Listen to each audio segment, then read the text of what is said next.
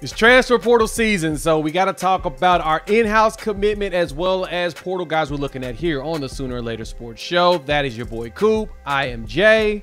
Thanks for pulling up here on the YouTube channel and listening wherever podcasts are downloaded and listened to. While you're here, please wipe your feet, like, subscribe, rate, review, give us 5 stars. You don't think we deserve it? Go ahead and give us 5 anyway and gift it. So on this beautiful Sunday evening, me and your boy Coops got a few things we're going to dive into, like a pretty big commitment, and we'll talk about where other Sooners in the portal have landed. We'll also dive into some of the targets that we know that we're going after, and just talk about that. Then of course, lastly, we'll take all of your questions and really kind of go from there. Shout out to our partners over there at BetUS for sponsoring this video. They're hooking up the gamer. 150% bonus on your first deposit up to $2,000. 125% bonus on your second and third deposits by using promo code YouTube150. Coop, happy Sunday, man. How you doing? Man, it is what are we 10 days out from Christmas, and what was that? 12 days out from the bowl game. We saw Navy get turned up, yesterday, and so that's also great. But man, Jay, before we get started out here, just want to say to the chat, everybody here watching, we appreciate you guys. Always whether it's super chat, just your commentary, comments on the videos. Appreciate you guys because man, you guys are why we do it, and we love talking it up with whether it's softball, basketball, football. It's this is a fun opportunity that we have. Yeah, this is the season of showing gratitude and being grateful, and I'm grateful that we are able to do this. This is always fun to be able to hang out with y'all, talk ball, in good, in bad. Overall, we're still Sooner fans, and so we're here to really just hang out, like I said, as a family. I want to give first and foremost condolences to the Wilkerson family. We lost Jimmy Wilkerson. What was that? Friday. Thursday or Friday, it sounds like he passed away that morning, so it's pretty sad. I actually heard about it on not too long afterwards. My son plays soccer at Carl Albert, and Jimmy's older son plays soccer with him. He plays football as well as he's their goalie for the soccer team. And so my son came home and he was like, "Hey Dad, Maddox's father passed away." And I'm like, "Wait, Jimmy Wilkerson died? What?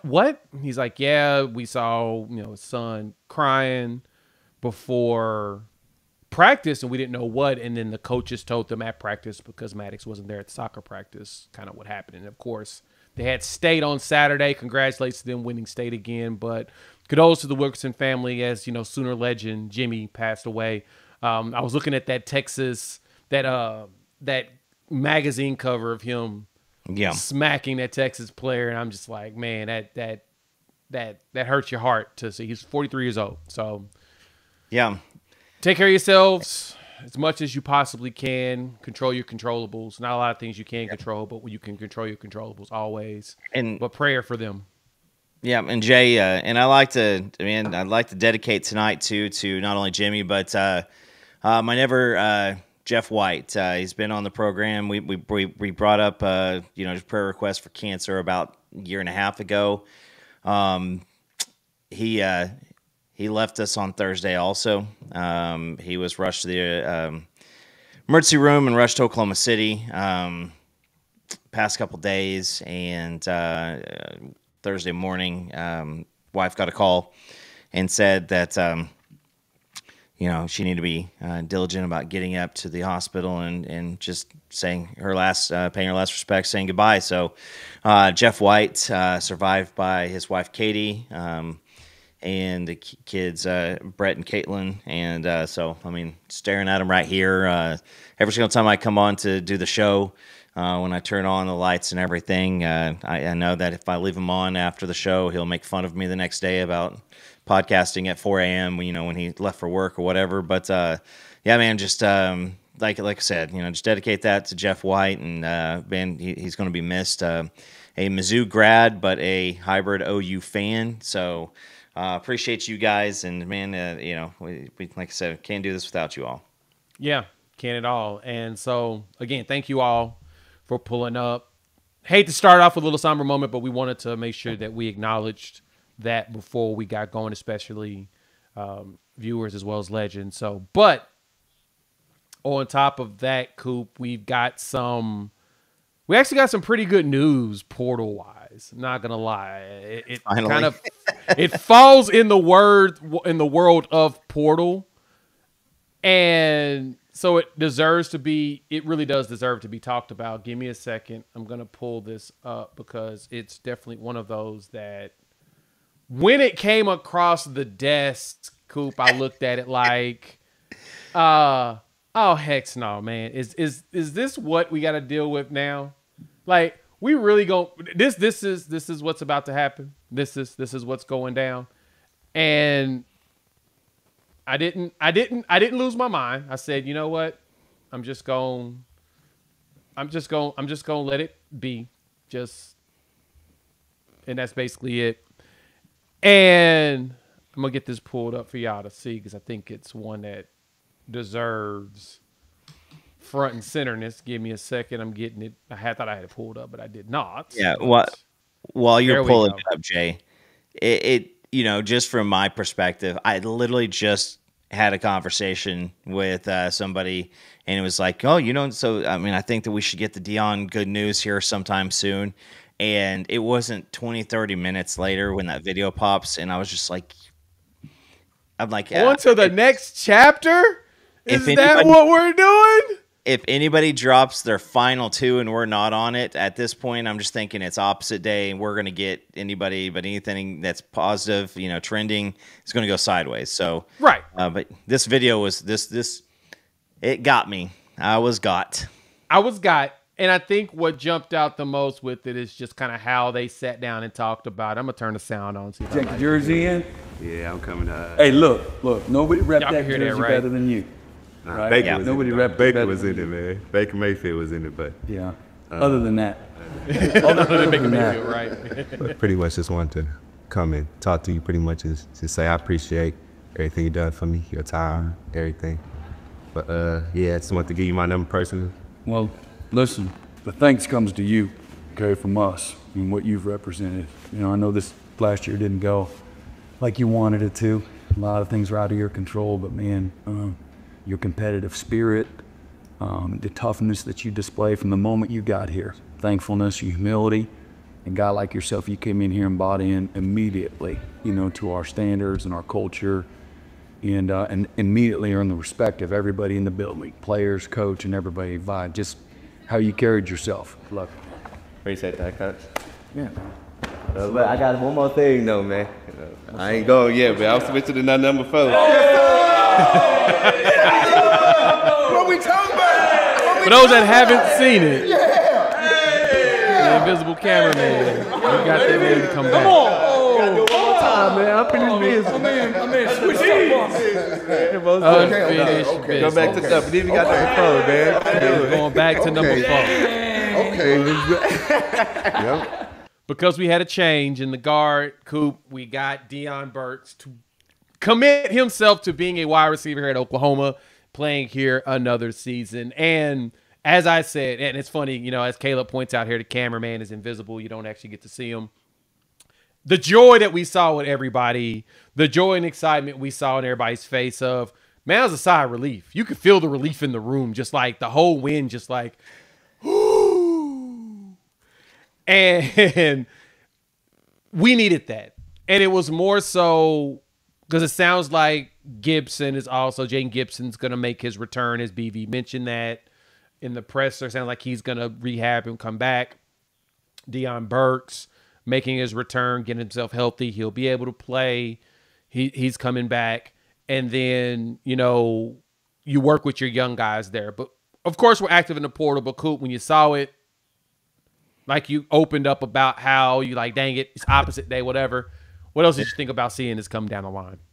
I mean, you know, obviously there's a lot of thoughts that are going into this. And it's more than just the player and Oklahoma. It's about the player. It's about the future. And you know, so when you see Nick Anderson, you know, we had all the stuff with the medical staff, and you know, all those frustrations, and we're not going to get back into that. But you saw that. You saw Andrell Anthony, you know, especially him posting videos of him running at around 70-75% speed. So if you were one that overreacted to him running around like a gazelle, that was not healthy running. So just FYI. You know, you just needed something. And, you know, somebody made a comment that, you know, we've got our first portal entry, a punter, so we're heading in the right direction. Yeah. I'm pretty sure that the punter was one of our best weapons this year, so I will be excited about Shout out to that. Yes. You know, because Elzinga saved our bacon. It could have been worse. We could not be getting ready for a bowl game because of Elzinga. But I just say this is, you know, yeah, it was the beginning of some of the good news.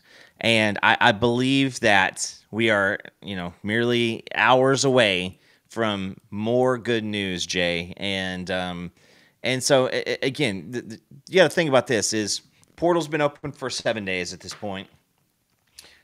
There's bowl teams there's teams in the playoff that have not started their whole portal entry situations. And then after you lose in the playoff, you get an extra 5 days right there to hit the portal if you want. So you're going to have another, I guess, wave, folks, another wave of people hitting every week that there are playoff games. So there's a couple rounds. So that means there's going to be a couple rounds of playoffs. Now, do I think that we're getting, you know, waiting for the, you know, backup, not getting enough time, offensive tackle at Boise to, you know, look at? No, I don't think that. But whoa. I think we are. I mean, we only go for G5 players, remember? That's what the fans think. Yes, exactly. I won't even acknowledge that. But, yeah, there's going to be waves of people coming. Also, I am of the if I had to bet money, I would be betting on Mateer being an Oklahoma Sooner. Now, I'm not going to speak in definites because all it takes is one crazy-ass donor to come in and go, hey, yo, here we are. And, you know, like, Mateer, I think, is done. I think it's done. I think that's just my opinion. I can't use speak in definites. Things go sideways. Someone shows up, $2 million, come be our quarterback. All of a sudden, different decisions are being made. But I just feel like we're going to see a little bit more stuff to be happy about this week, Jay. Exactly. I love that, you know, I know that it's going to come down the line. Time's going to come. Deion Burke's news is always is to me, that feels like a confirmation of some potential additions that could come. Because truth be told, if Deion Burks felt like, you know, there wasn't a plan in place, there's an idea of players that could potentially come and potential players being around, I don't think he would have tried to figure out a way to re-up and stay. That's a great reason to leave. And I put out a video earlier this week, Coop. And I was hoping to calm some nerves with this video. I don't know if I did, if I didn't. Some I did, some I didn't. But what I looked at was that Emmett Jones has the players that are currently on roster today. Only the young guys are the ones that he actually recruited here. Andrell Anthony showed up hours before he was announced as hired. So he could have had a hand in Andrell. There's a possibility. Brennan was definitely a recruit of his. But majority of players were not his players. Most of these wide receivers are guys that had no affiliation with Emmett Jones except for him coaching them up. Then you got to look at the other flip side of, do you want to go in the spring with a roster full of a lot of players that are hurt currently and may not be able to practice, and where you're still practicing with the young players anyway?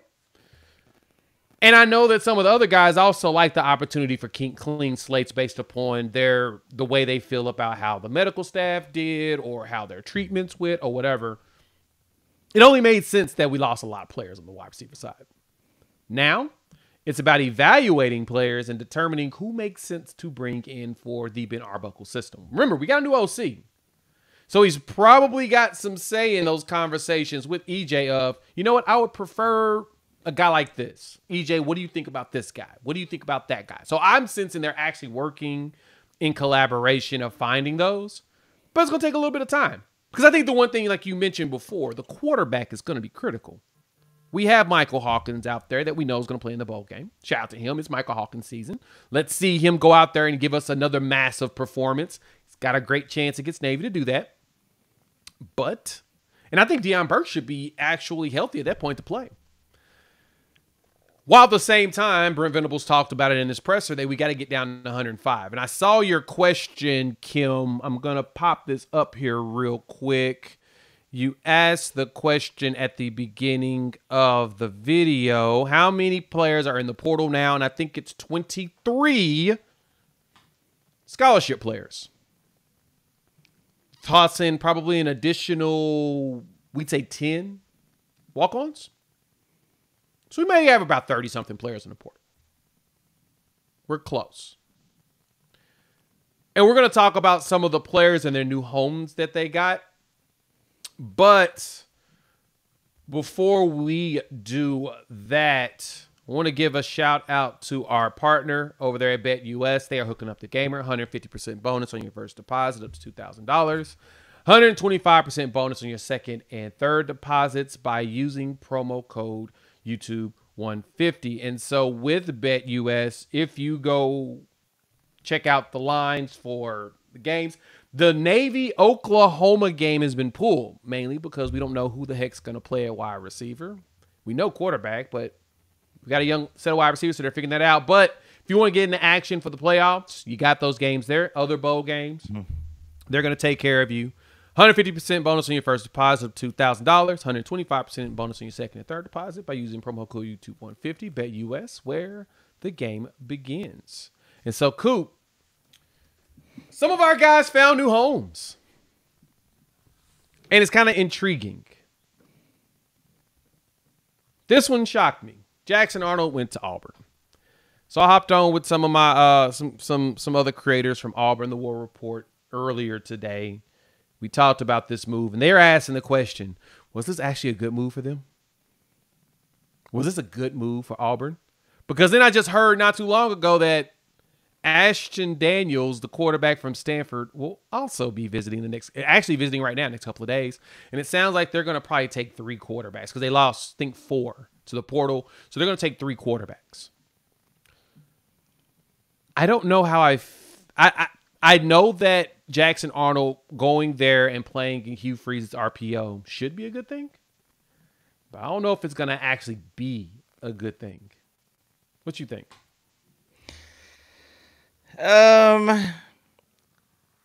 Jackson Arnold has the physical talent. I think that he got into a spot to where he was always chasing something. And I think that he turned into a little bit of a head case. I do not like this for Jackson Arnold. Because against us, Hugh Freeze ran Peyton Thorne from a competent quarterback who was tossing the ball around on our defense to a guy throwing pick sixes. And a guy who did not look very, very sure of anything at that point.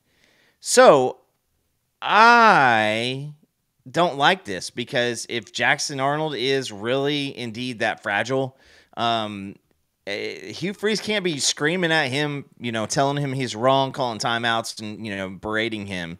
That's not going to work out. That's not a very good investment. That is like buying a boat and putting it in the backyard and putting a tarp over it and being, developing a fear of water. It just is not a good idea. So, but again, when we were talking about the other day, I said I didn't really feel that the Mississippi State thing was really that big of a possibility. I thought Auburn might be it because, when we did the schedule release, I was like, maybe Jackson Arnold's return to Norman. And So, but he will be. Jackson Arnold will be returning. Will he be the starting quarterback? We'll see. Yeah, that's the crazy one. It's I wonder what that does look like in that RPO system. You're right, because Thorne came to Auburn after throwing for he had a 3,000-yard season at Michigan State, and I don't know if y'all knew this. I did the numbers on it. Auburn has had one 3,000-yard passer in the last 20 years. Yeah. One. Jarrett Stidham, 2017. Cam Newton didn't even get 3,000 yards at Auburn. And he won the Heisman. But he rushed for 1,500 yards to go with his 2,600 yards passing. Kind of crazy, right? That happened. Shout out to our guy, Stink Ass Cat. He's late. Watching Bake and the Bucks light it up. We appreciate the $50, my man. Definitely. That was a great game. But that's the funny thing. It's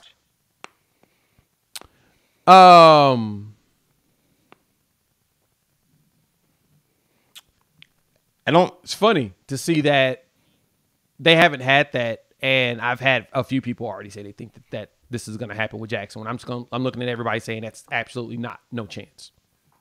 No shade to him, but that's just not what they do at Auburn. It's never worked out that way. Somehow, some way. Haven't ever figured out. Like I said, Thorne's had a 3,000-yard pass season. He did it at Michigan State. Feels like decisions are made in a weird way at that school. Yeah, very, very, very much. And let's just be honest. What's the average tenure for most SEC coaches? Would you want to be going into a year with all the talent? Because guess what? Jackson Arnold's going to walk into this next year like he was supposed to be walking into this year. Yep. You got talent around you with Smith Lambert and Coleman, good tight ends. I don't think that is it Marquez, the running back? I don't think that he's going Jarquez Hunter? Yeah. Jarquez Hunter's gone. Jarquez is gone. I don't think that he's supposed to be back. But Auburn likes running backs, and they're good at running backs. So, would you like to be a coach, saddling out there, walking Jackson Arnold out there to be the link between you and a job for the upcoming year? I don't know if that's a good idea. Now, again, do I wish Jackson Arnold the best? Yes, I really do. Would I like to say that Seth Luttrell just kind of screwed him over and jacked him up mentally? I would like to blame it all on Seth Luttrell. I just think that certain guys, when you are not a 24/7, it's in my blood type of a guy, adversity is easier to walk away from when football's not like everything to you. Right. And so let's find out what happens. It'll be a good story to follow. Yeah, I'm kind of curious to see how that actually works out for him, but I thought it was a very fascinating piece. But there was also some interesting news that came down the line that I did not point out. We'll talk about some of the players that found new homes, because this coach actually found a new home. And I thought this, to me, is kind of a indicator of sorts that everybody has been hoping for and waiting for. This guy right here, this is John Kusiewski. He is the quarterback coach at Washington State. He is now the assistant quarterback coach and offensive analyst at Oklahoma. Assuming that he hasn't been... It's assuming that he was supposed to have been the actual play caller for Washington State in their bowl game.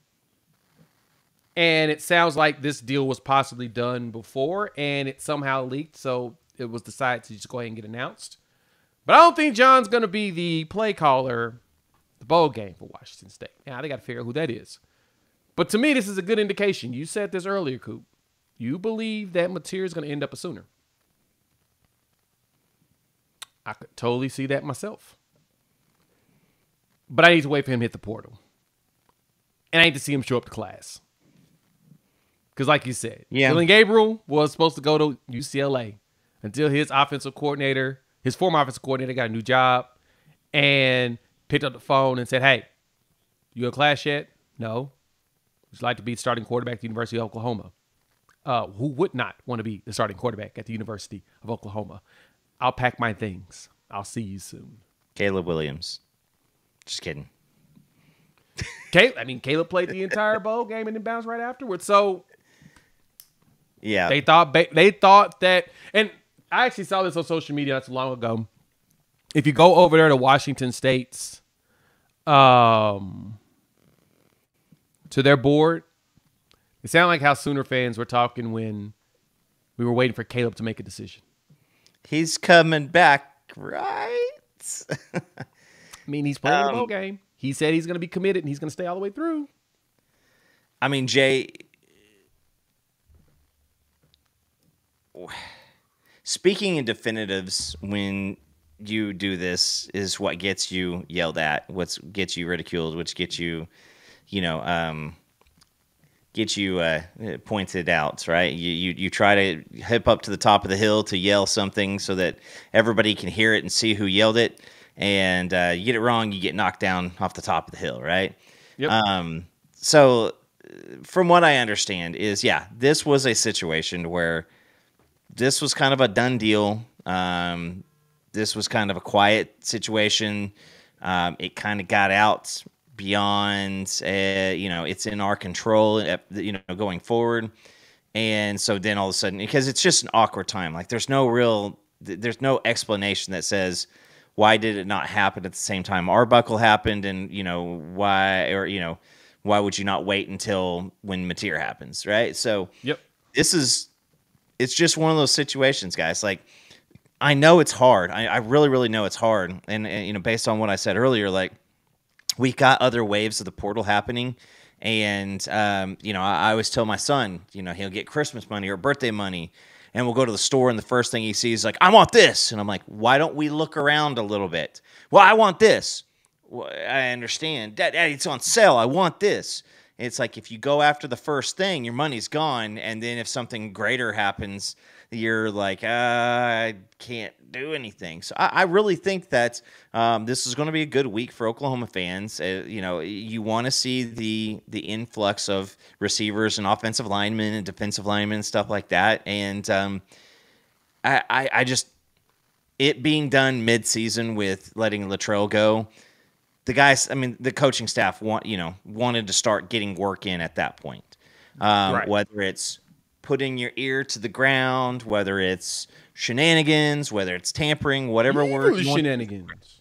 Evil shenanigans. My shenanigans are cheeky and fun. But if you do that, it runs a risk. Like, a lot of people are freaked out right now because you're out there and you're watching Texas Tech get a guy. You're watching, Minnesota get a guy. You're watching all these other programs get a guy. And so it's frustrating right now because you're just like, what in the hell? Like, I want to believe. But let's be honest, like the coaching staff has not done a great job giving you reasons to believe that they can execute things like this.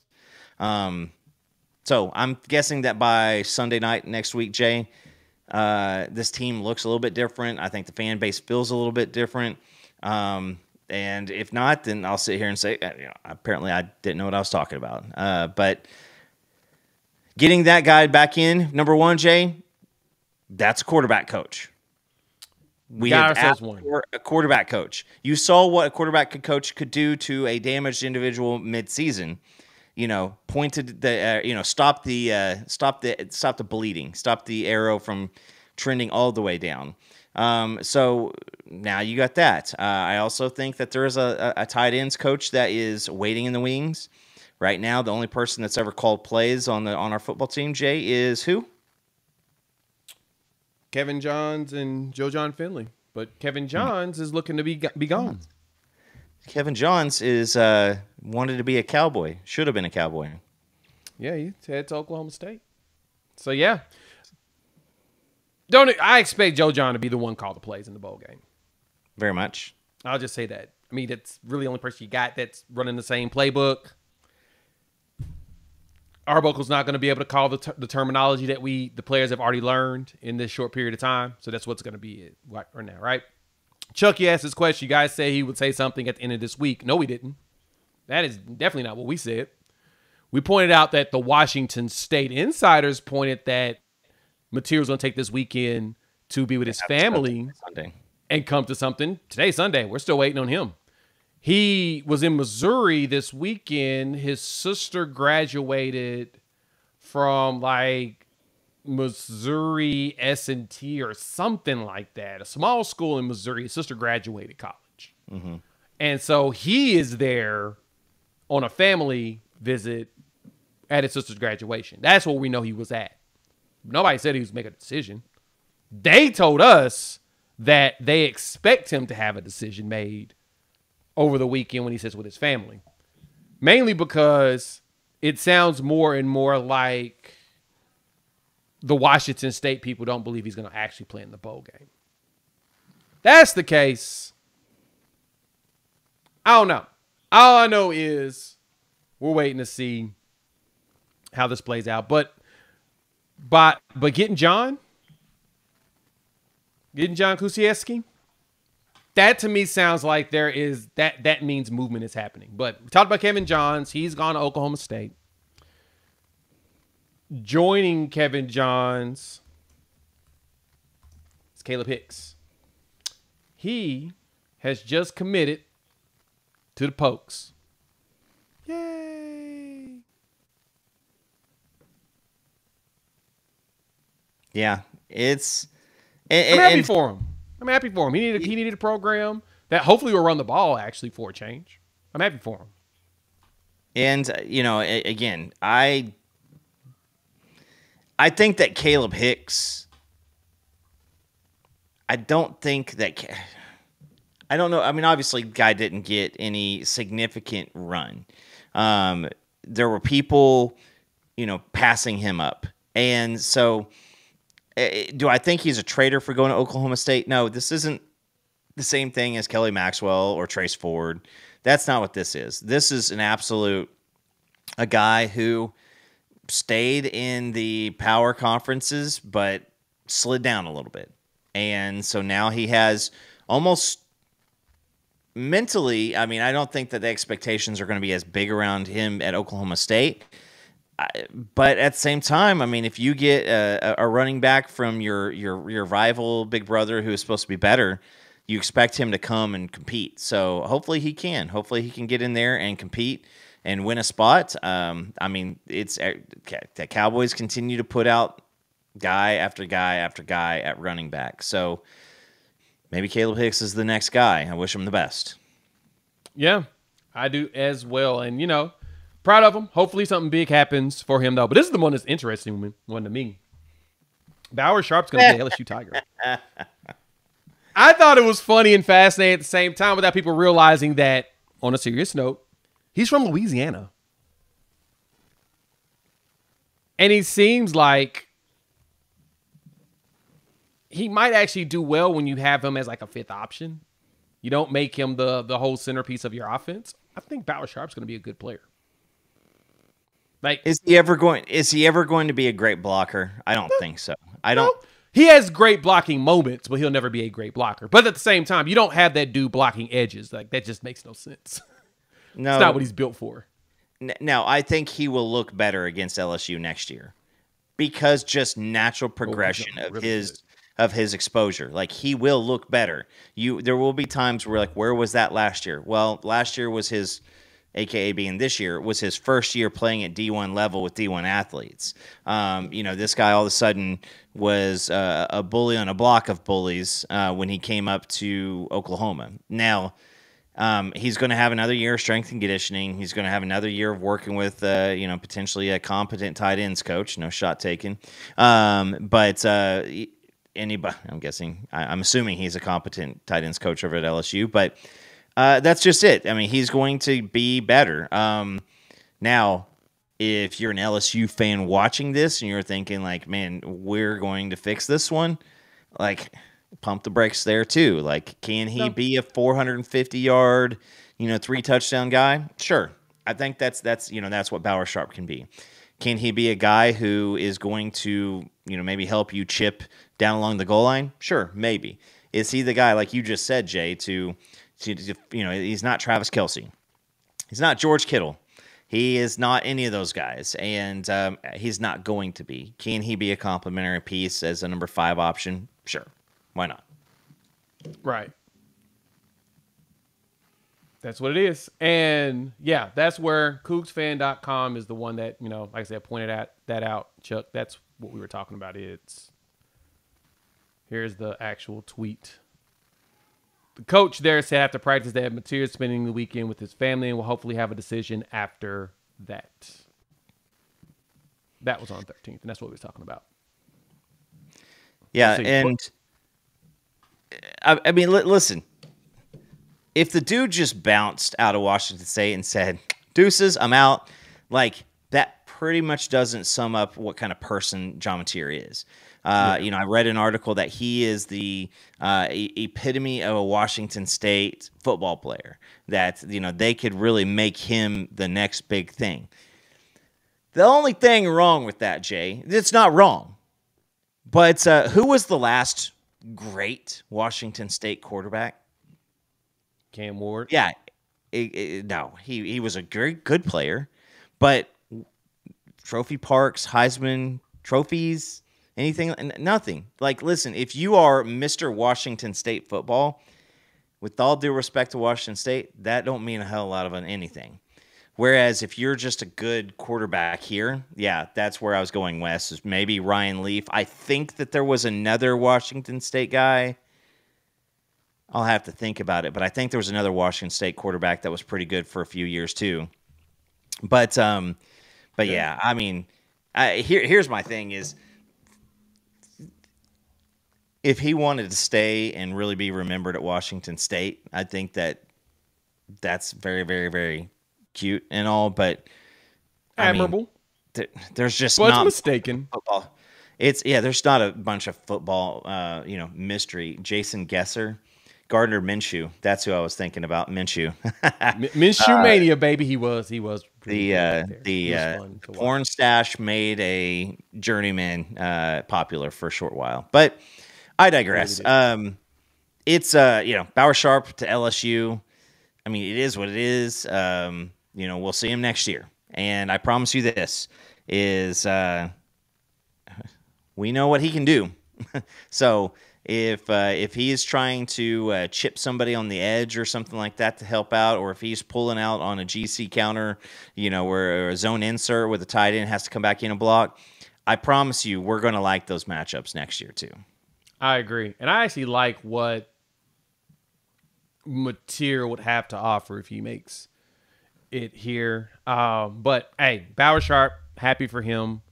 Good luck going to out there in the bayou, going back home. That's the good thing for him, is he gets to actually go back home. But once again, y'all, thank y'all for pulling up to the channel. We appreciate it. Shout out to BetUS for hooking up the gamer. 150% bonus on your first deposit of $2,000. 125% on your second and third by using promo code YouTube150. So, cool. Everybody's stressed out, as you can see in our comments.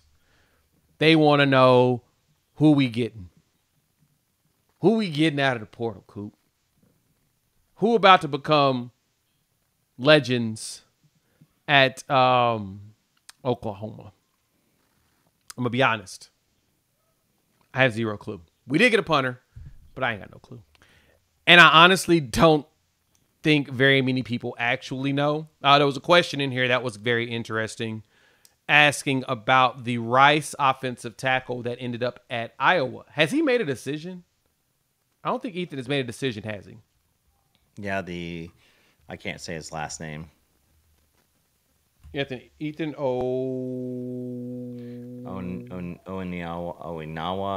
Oinawa, I think that's what it is. I got to look him up. But, yeah, he hasn't, Ethan Oinawa. Let me go look him up real quick. He just hit the portal. I don't think he hasn't. I think he's done visits, but I don't think he has a home. I don't think so yet. But also, Jay, on that point, what is possible is people can go, hey, I have my own career. I like that very, very much. I love it. But Jay, if I commit to Texas Tech to play wide receiver today, am I locked in? Oh, absolutely not. I think, and I'm glad you pointed that out because I wanted to add that component too. We talked about this at the beginning. Dylan Gabriel was committed to play at UCLA until he wasn't. He was on his way to class. January 1st, which was when you'll get to the 14 playoff at that point, until they are on campus, either taking an intercession class or they are enrolled January 21st, which is the day after the national championship. That's when classes start. If they ain't in class on that day, they ain't signed. They will come to agreements, but until they show up to class, in today's transfer portal era, don't mean anything. It means less than anything, Jay. If anything, we got mad because we had a couple players who did this on the recruiting trail this year who committed and kind of just kept their minds elsewhere, looking around, feeling around, seeing what they can get. And that's the same thing that happened. Like, I'm just saying this, that if somebody, let's play this scenario out. You got a receiver. You like him a lot. You evaluate him at a certain dollar figure, and a lower university goes to him and says, we're going to give you $100K more. Yep. We can come right back around and say, we give you $105K more, right? Like there is a bidding war still to be had. So I would say this is there are some people who feel like tonight big conversations could happen with a certain quarterback's camp, and worst case scenario by the end of the day, by Tuesday morning that we're looking at having something out loud. When that happens, just like in a recruiting class, you get a quarterback, things will start kind of shuffling around. Those conversations are happening. Hey, you remember how we told you our plan was to have this guy here at quarterback? Well, now he has hit the portal. He is about to commit. Keep your eyes peeled. We'll call back here in a couple days. These conversations are going on. I don't care. They could say, take the graphic of their chest and with a tattoo of a university's logo on there. It doesn't mean a thing. It does not mean a thing yet. Nope, not at all. And you're also seeing everybody likes to follow the follows. So if you go on social media, you want to follow the follows, you can do that. Supposedly Washington State has begun following a substantial amount of quarterbacks. Washington State's staff has. So their anticipation is potentially that there's going to be a job for a quarterback in need. Job opening is what you would be looking at. They're looking for a potential quarterback. But we'll see. I General don't know. Booty, Washington State. General Booty, Washington State. Oh, that'll be good. I kind of miss General Booty. I'm not going to lie. Just because of the name. I didn't want him to actually ever take a snap here. I just wanted him to keep the name here. Because it's just dope. But it does sound like there's one player that I will say that jumped out to me. Shout out to our guy, Colin Kennedy over there, 247. CK. And I'm keeping a very close eye on this young man, as I will show you the tweet. Because I think tweet it out, my tweet friend. Makes sense to show. Oh, yeah. I know what that tweet is. Because this one, to me, is pretty important. Because this gentleman is expected to be visiting on Tuesday. Now, for those that don't know who this is Jared Bradley. Jared Bradley played at Texas Tech for Emmett Jones.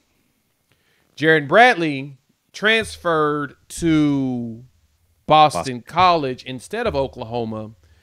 And I'm going to be honest with you. I think the reason he transferred to Boston College and not Oklahoma is because we didn't have any place for him to play. That was when you thought you had Gibson back, Nick Anderson back. You just picked up Deion Burks. You had Jalil Farouk back. right?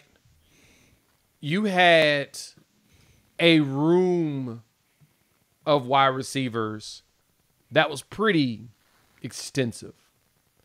So the anticipation was that love to have a young 6'5" to come in to join them, but you got a lot of dudes already ready to play. I mean, you got your starting 4 right there. Gibson, Rook, Nick Anderson. Who else am I forgetting? I'm having a brain moment. Deion Burks. That just got transferred in. Andrell. There it is. Andrew Anthony's your 5th one. All 5 of those guys were expected to play. So where do you put him? Where do you grab him and basically let him waste? Now, granted, if we did take him, it would have been great because he'd been playing the entire season. But hindsight is 50-50, mainly because you did not foresee all your dudes getting hurt in camp. And the portal wasn't open at that point once we... Wait, did you just get a shout out to Cam Newton? I love Cam-isms. You said hindsight is 50-50. I love pushing the pendulum forward. We're going to ink this in gold. What are we doing here? But anyway. Just making sure that's... I love Cam-isms, dog. Cam Newton's Cam-isms were always fantastic. I actually have the YouTube... the YouTube video of him going through all of them in all his press conferences. But yes, hindsight 50-50. I digress. He had no home. He had no space, no place to play. So it made no sense to snatch up a dude that's not going to actually play for you. Kyle, Mateer did not hit the portal. He is not in the portal. There's no announcement of him hitting the portal. Yeah. We're hoping he hits the portal soon so everybody can be, happy, healthy, But he ain't hit the portal yet. But I digress. I would keep an eye on Bradley. I would keep a big-time eye on him because I think that he will probably most likely end up being your wide receiver take. And Jay, he did not have a terrific year at Boston College this year, but Castellanos, the quarterback, he is a he's a street backyard football guy. Like, it is just pure on, run around crazy. But I do say that in 2023, Jaron Bradley, 36 catches, 431 and 4.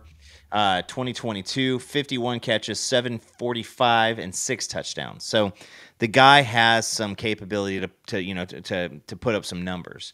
So that's 12 touchdowns in the past 3 years. That would have let's see here. That's let's doing the math. That's 4 touchdowns a year. That have been our leading receiver this year. Yep. So. Is Jaron Bradley a guy that's going to come in here and vie to be the number 1 wide receiver? Don't think so. Is he going to be a guy who can come in and be a good number 2 or a number 3? Very much. So I think he adds another big body. I believe he's 6'3", 6'5", 222. 6'5", 222. So a big body. 6'5", deuce. You're going to have Deion Burks coming back again at 5'10", 200 pounds. He can bench press and squat, half of a planet. And so you're going to have the small, and you got the walk-on who got the Jordan, who got the scholarship the other day. You hope to get another little small guy. Gibson comes back. Kearney, carry on. Those guys are all big. You got Reagans, Daniels, if he sticks it out. But I think in the portal, you need to see kind of that mid-range 6'1", 6'2", do it all guy. And I think you still need a little burner. Yep. You're going to need another one. You also got the young guys. And there's a good question in here. DWP asked, if Mateer doesn't hit the portal, is Michael Hawkins the guy? If so, can Arbuckle develop him? Heck yeah, he can. Very much. You want to know how I know Arbuckle can? Arbuckle did some magical stuff with Cam Newton. I'm sorry, with Cam Ward. Cam Ward going up there to Washington State from Incarnate Word. Because easily Cam Ward could have followed his coach Leftwich and G.J. Klein up to Texas State, but instead he went to Washington State with Arbuckle. Got up there with Arbuckle, cooked, and then ended up at Miami. Because he was at Washington State for 2 years with one of his coaches, Eric Moore. Actually, Eric Moore is the one that found him. Eric Moore took the North Texas job, and he could have brought him back down to North Texas with him, which honestly would have made more sense for Cam, but Cam stayed. Arbuckle came in there, cooked it up with him. Numbers jumped. Saw an increase in percentages, especially completion. And then he decided to take his talents over to Miami, where he made some bread. And now he's a Heisman Trophy finalist. Mm-hmm. Was. Yeah, was. He was a finalist. Well, he still is a finalist. He just didn't win it. He made it in the Final Four. He's in New York. But then from there, though, Coop, when you look at it. He's still there. But going along with, and again, yeah, is Cam Ward a very, very talented quarterback? Sure. Cam Ward is a highly talented quarterback. He's very good. They've lost 2 games, and they scraped by and need some official help to win 2 more games this year. I just say this is Michael Hawkins is no different. How many years has Michael Hawkins had a good quarterback coach and offensive coordinator in college football so far, Jake? He's only been here for 1 year. So yeah, only one. He hasn't had a single one. So the answer would be 0. Exactly. 0. He has 0. He's only been here for a year, so he had 0. Next season, he gets that. Yeah. But I also say this is, do you want to go back into the SEC with Michael Hawkins, a true sophomore at quarterback, nothing behind him at all? No, that's why Mateer coming here is beneficial. I still think that Mateer can, at the very, very best, ball the hell out and go to the NFL. That would look really, really good for a certain offensive coordinator. But most likely it's come back, play 2 years, and then hand it over to Michael Hawkins, who has had good quarterback study tutelage and has sat there and learned. Mateer knows the system already, so you don't have the new system situation, if Mateer comes to Oklahoma. But with, Michael Hawkins, he's going to be on not even a full 12 months here, Jay, but he is already learning the name of his third offensive coordinator. Yeah. And that's going to be what is going to be key for the development of Michael Hawkins is, can Arbuckle get him and Kusiewski, can they get him really going? Because Hawkins is pretty skilled. So we got to see with that. Boomer129, this cracks me up. You said Jaleel Hurley has committed to Kansas. Kansas people, have you never seen the cornerbacks that have played at Kansas? They've got 2 dudes right now that's going to get drafted day 2. And Aqib Talib is a former Kansas Jayhawk. Chris Harris Jr., who's from Oklahoma, and played for the Broncos. From Bixby. It's not corner is, if there's one position I know Kansas will get, it's a corner, and that's when they sucked. Yeah, and that's when they're bad. But I also get this, like, guys, I am of the mindset that when we were beating Alabama for defensive backs, I'm just going to make up a name. I'm going to call him Latrell McCutcheon. I think that when we got defensive backs over Bama, that was a guy who probably was never going to see the field or be an impact player at Bama. He never ended up being an impact player here or USC or Houston. So, there are guys who, may bounce out from Alabama and go, listen, man, I'm not going to get the same Nick Saban Hall of Fame coaching, and maybe I'm, take my talent and go somewhere else.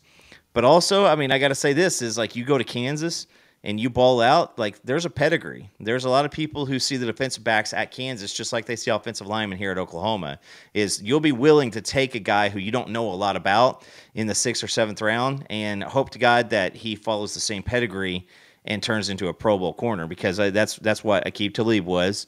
Some of the biggest Super Bowl champion too. Some of the biggest contracts as a defensive back. Chris Harris Jr., probably better out of the 2.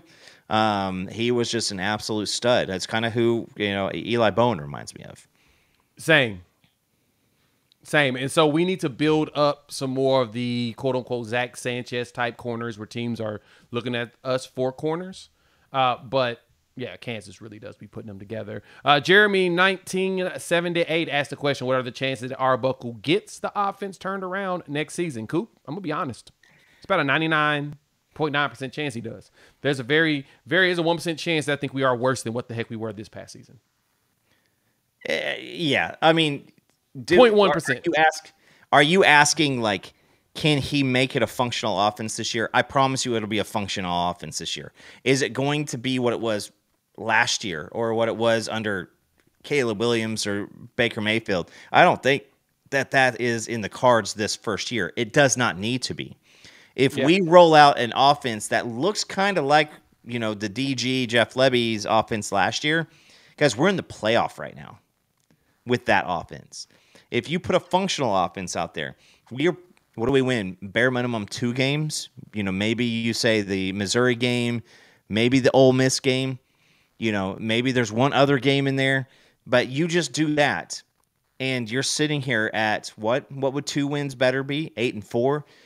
We feel a lot different. So he just has to come in here. Number 1, establish a plan.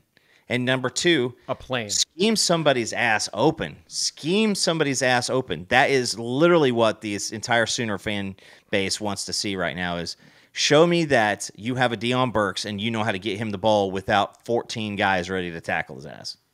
Put it this way. The most important thing you have to build in the SEC that we have learned this past season is you've got to have a defense. If you ain't got a defense, it ain't going to work. Offense, you can figure it out. Defense got to show. I thought Tennessee's offense was going to be way more high octane than they were. They were not in SEC play. They were not. Texas did everything against everybody except for Georgia. And look at the scores. They were low. Struggles there with Kentucky. Struggles there with Vandy. But the defense was what A&M. The defenses were what really carried Texas throughout their wins. The defense. They had a really good defense. They did that. Georgia, same thing. I mean, the weird thing was the Bama game is the only one that they really looked like crud. That one in Ole Miss. Ole Miss's defense actually showed up except for in a couple of games. Most of these wins, though, they're like Ole Miss, the losses by Ole Miss, losses by Georgia, except I think the Alabama was only one. Most of them was all under 30 points. So your goal is to get about 25 a game.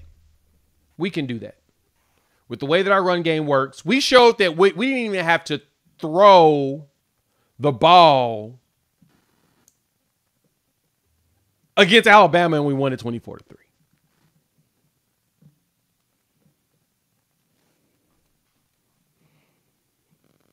Yeah. The defense is what's going to have to carry you. And so we're building that now. Yeah, and again, we are bad play call against Missouri as is. A bad just kind of crumbling against Missouri. I mean, from this season feeling a lot different. You're one more win away from beating the Vegas spread on wins. So. I don't think that he has to bring in a Lincoln Riley type of offense year one. I think you set the foundation and you show people what you're capable of. Now, are we still going to have a tough time next year? Sure. Now, every single year that we've been doing this, Jay, I keep on saying I don't really necessarily place a lot of stock for the mercenary type of teams to go and make a difference when it comes to the national championship. Can they make it to the playoffs? Yeah. Can they win? Can they be a really good team? Yes. But right now, I would much rather be like an Ohio State or an Ole Miss, wondering, if zero things, if we just had 1 or 2 more things go well, I'd rather be there than where we're at right now. So I think that Arbuckle will come in, whoever is the quarterback, and it'll be much better this next year. I totally agree, and that's the one thing you get out of it is. I see that all we've got to do is get an offense that can burn clock and move the ball. Very much. I think the most impressive thing we did this entire season was that last drive against Alabama. We held the ball for over 6 minutes to win the game. You can't beat that. You can't beat that. And just get out of your own way, right? Yep. Like It's Brent Venables' record when he wins the turnover margin. Very, very good. But it is hard to win the game with so many glaring weaknesses on your football team when you turn the ball over. And it showed. Listen, that team that beat Alabama, they didn't kind of beat Alabama. They didn't luckily beat Alabama. They beat the hell out of Alabama. And so that's what a football team with 0 turnovers can do. Did they light it up on offense? No. we looked like Army-Navy game. That's all it looked like. No passing threat at all. You just run out there and you just, 3 yards in a cloud of dust. So I like it. You're a couple pieces away from feeling really good. It's not going to be very long before everybody in this chat right here, Jay, is sitting here listening to us blather on just a couple of jackwagons who created a YouTube page and talk about Sooner football. We're all going to be sitting here going, I'm on the over of the 7.5 wins that Vegas put up. Like, that is crap. Vegas is an idiot. Vegas is, they're disrespecting. They're looking down on us. We're going to be thinking that this Sooner team is going to the playoffs in just a few weeks. And I promise you that's going to be the case. I put to you all this way. The minute it's established who the quarterback is, at that point, Vegas will probably have that number set. And it's going to be a number that y'all are going to be really shocked about. And I don't think it's going to be low. You're going to look at that and be like, no, that's stupid. If it looks really stupid, it's a lot. If you think it's a lot higher than it's supposed to be, take the over. Just listen to me when I say it. Take the over. Because I really see that. Now, on top of that, let's wrap this up with a bow on this. Shout out to our partners over at BetUS. Check them out. They're hooking up the gamer. 150% bonus on your first deposit up to $2,000. 125% bonus on your second and thirds by using promo code YouTube150 Coop. As we get close to the end, good questions in here. Some players everybody's pointing out. Yeah, remember, we still got a lot of young dudes that we're waiting to kick into high gear, especially on the offensive side. If we can get those young guys to kick it into high gear, get me some ZK, some Zion Kearney, give me some Ivan Carry-On. Get yourself healthy. Jaden Gibson, we'll count him out until he shows us that he's healthy. But Elijah Thomas, Manny Choice. So you got Manny Choice and Ivan Carry-On is going to be your 6'5", 6'6" guys. You've got Elijah Thomas as well as Zion Kearney at your 6-footers. Adding in Zion Ragin as well as KJ Daniels as more your slot guys with Deion Burks, who is back. Jacob Jordan also jumping in the slot. We're going to add some more wide receivers to that component. But you still got those young dudes that we were really excited about coming in as recruits that now have the opportunity to be schemed open and they're going to be able to grow for us. That's what we need to focus our attention on. It's not going to be perfect, but we've got the young bulls that are ready to play. You got Xavier Robinson, Taylor Tatum. I understand Taylor Tatum has his unfortunate issues, but I bet you that dude comes in with a more focused run game next year, especially after we saw what Xavier Robinson could do. X-Rob gets in the game, runs for 140. You're like, oh, shoot. I better get my stuff together. And we still have Barnes and the Chucks are still on roster. We don't know what they're going to do yet. Waiting to hear. So, but you still got some young running backs. The offensive line is a year older, which is what you wanted. You wanted them to get to this point. They look so much better as the season progressed. Troy Everett's still your center. You've got age going in those guards and tackles now. They've got the experience you've been looking for to say, hey, here's your film. Go out there and be mean. All I got to do is be mean and I'll make it happen. So that's why I'm not that concerned. That's why I don't think that it makes sense to be losing my mind about it. Natural progression. You get better over time. I would like us to pick up a corner, though. I want us to get us one more. Now that Kanai is gone, the corner room is very young. I would like a veteran to join them. And I'm hoping we get one that we're chasing after. Was that Ethan O'Connor? Hopefully he decides to circle back after his visit. That's what I'm hoping for. But I also think too is not only okay. So let's play the game of Mateer announces comes to OU. Everybody realized that Washington State's probably going to have several people who are like, okay, so since it's real, I'm out too. And then, once that happens, you're going to see people who thought, well, maybe this team was getting John Mateer. Well, now you're not. Now you're like, all right, I've stuck around for a little bit longer. There's going to be dominoes. When you see the domino tweets and the domino gifs on Twitter, like, there's a reason. it is an absolute guarantee that when one team has a couple moving pieces and another team gets another moving pieces, wherever those pieces come from, there's more movement. So is it on the defensive side of the ball? Is there going to be a Georgia defensive back who says, you know what, I've enjoyed my time here, but I'm a little bit more serious about football, and I want to just focus back on this and not all the DUIs. Maybe I'm serious, Jay. Like, that was the conversation I was having with the guy just the other day. He's like, trust me, it's not a given deal that guys are willing to stick at Georgia right now because of the culture stuff. Yeah. And so, I mean, and this was a Georgia guy, so it's not like a guy who just likes to talk. So, I mean, yeah, there's still several waves of the transfer portal that's coming. And I promise you, there's been conversations going on and a plan being developed and, scouting and whatnot for a couple weeks now. Yeah. So just buckle up, man. Just buckle up. And not be afraid to throw the ball. I think we'll be fine. X-Rob's going to be fun to see next season. He's already won all of our hearts. And so we know that that's going to be a very fun one there. So, yeah. I mean, listen, is Mateer a done deal? If you think that anything is a done deal, I will say Mateer is a done deal when he takes his first snap in August next year. Like, that's when I will fully believe it's a done deal.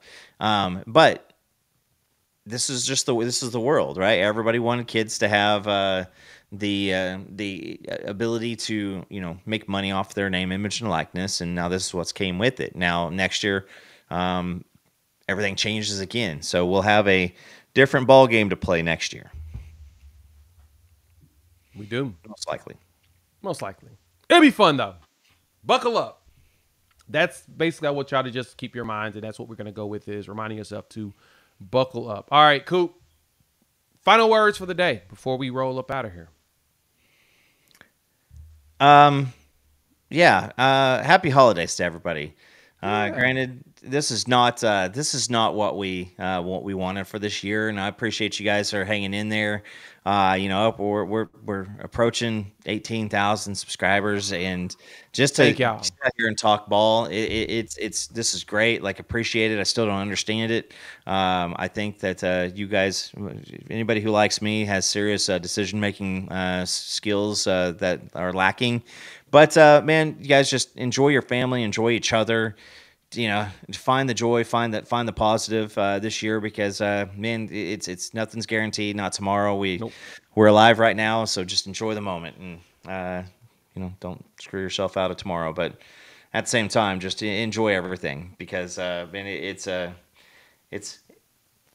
around the holidays. Stuff like this always always hits a little bit harder, just because you feel for the family and everything like that, and so, man, it's going to be fun. I mean, we got now we've got a couple days of this nonsense left. We get a spring portal right around time of the spring game. They'll probably be getting ready and announcing what day that is. That already been announced, Jay? Or I feel like it hasn't it? Which one? The spring game. It did. It's okay. It was announced. Something. But we got. We get a playoff. It's going to be a fun playoff. And yeah, if you, I tweeted out a kind of a Harry Doyle meme a while back. But if you guys have not been paying attention to the Oklahoma basketball team, they are playing very well too. April 20th for the spring game, and yes, basketball team is 10-0. The women are also top 10. Women are top 10. Softball tees off here before too long. So, we still have lots of competition to lead us through. And, man, we don't talk basketball much, Jay, but it's crazy. Like, every single year being in the Big 12, you've got your Kansas, you've got your Houston now, your Texas Tech, all these great, teams. But this year, the SEC has the most ranked teams, and it's just crazy. It's like we thought we were going to get a little bit more of a what's the word I'm looking for? Like an easier schedule or an easier run? Well, maybe we do. Maybe we don't. But I want to see what Kentucky looks like this year. With Cal being gone, see what Arkansas looks like with them. Texas and OU come in, and Benji, I haven't been following it. I feel like Texas is catching their legs right now, but there's some good guys on the OU squad. A lot of fun ballers between Fears and Jalen Moore. I mean, those guys are ballers. Elvis drops almost 30 points the other day, and then he's just an assist machine. He was hitting threes. Beat Oklahoma State last night. Yep. Oklahoma men's 10-0, women are 9-1, but they're ranked number 10 in the country. That Duke loss was the only one they had, but it's going to be a fun hoop season. I don't really watch a lot of college basketball until usually about March 1st. Conference championships, and then the NCAA tourneys usually when I jump into college ball, because that's when I'm in Vegas and I can actually enjoy just watching nonstop college ball. So, all right. Thank y'all for pulling up. Hit the like button. If you're new to the channel, subscribe, rate us, review us, give us 5. Shout out again to our partners over at BetUS. They hooked up the gamer. 150% bonus on your first deposit, $2,000. 125% bonus on your second and third of the $2,000 while using promo code YouTube150. BetUS, where the game begins, and we will catch all of you sometime midweek. Hopefully, we've got news, and if we do, I'll have a video, and we will come in here and hang out and talk about it. We're out. Peace.